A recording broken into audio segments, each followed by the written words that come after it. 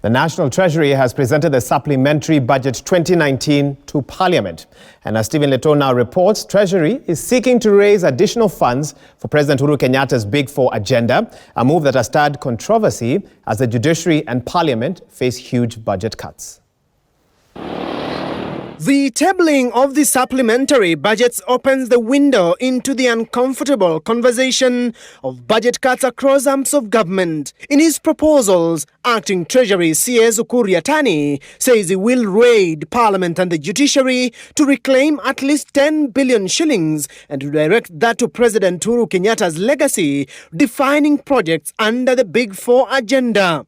In details, Treasury wants 8.5 billion shillings from Parliament.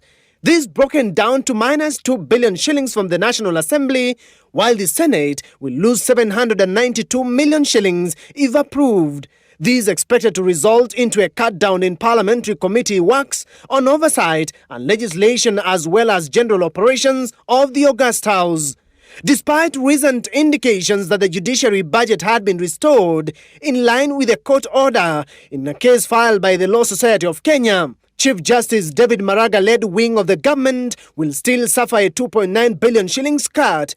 The Judicial Service Commission will surrender 137 million shillings, while the National Lands Commission and the electoral body IEBC will each drop 120 and 28 million shillings respectively. In the executive wing, the National Treasury hopes to lead by example, shedding off 8 billion shillings spread across its departments, including planning, economic policy, and the monitoring and evaluation unit. Najib Balala's tourism docket is lined up for a 1.1 billion shillings chop in the budget review, while the Ministry of Labour will also be hived off of 358 million shillings, affecting its trainings and human resource plans. Defence, lands and mining have not been spared either.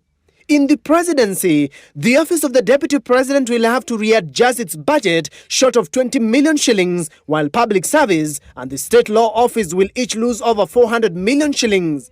And from information already available, Honourable Speaker, it is noted that these estimates are likely to have a very huge impact on the approved budget for the financial year 2019-2020. The universal healthcare is the biggest winner in the supplementary budget, with Treasury planning to redirect 22.9 billion shillings to it.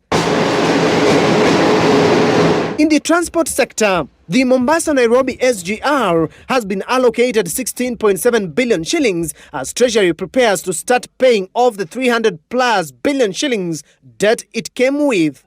MPs now have 2 weeks to either approve or revise the estimates before they are affected. From his 14th floor office at the Treasury building, Treasury Acting Cabinet Secretary Uhuru Kenyatta hopes that members of Parliament will rubber stamp his supplementary budget and give government a leeway to realign the expenditures for the 2019-2020 financial year, even as government continues to face shrinking revenue collection and economic slowdowns. Stephen Letoo, Citizen TV.